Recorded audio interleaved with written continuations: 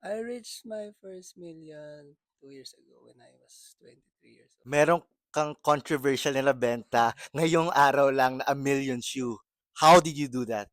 And minsan tumatsamba 'pag nakakabenta ng mga six-digit na shirt. Grabe, 7 years na pero non-stop pa rin at tuloy-tuloy ka pa din sa pagtatrabaho. Ano yung biggest motivation mo on why you keep on going?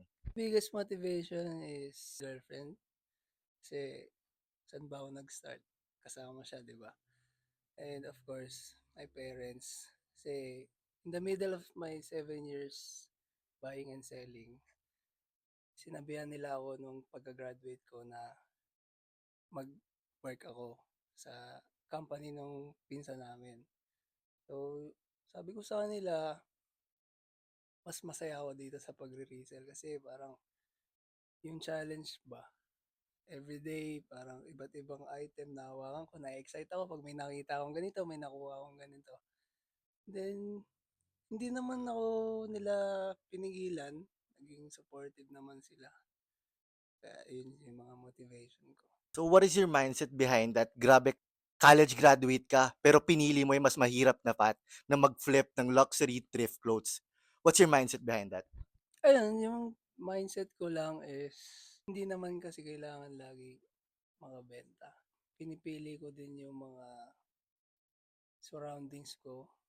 Hinahanap ko yung may mga same energy, same mindset, same high frequency ng mga tao. Then connect, then try to sell some, then ayun, paulit-ulit lang na basta positive ka lang everyday. Then surround yourself with high frequency people. Meron kang controversial na nabenta ngayong araw lang na a million shoe. How did you do that? Siguro pumasok na rin siya along the way sa experience ko. Sa 7 years na pagre-resell, marami na rin ako na-research, marami na rin akong naibenta.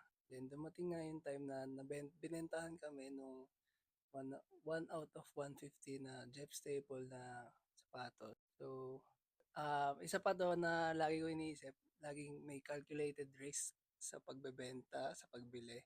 So, nakuha namin in a good price. Then, we flip it for double. Wow, so grabe yung ginawa mo. How old were you when you reached your first million?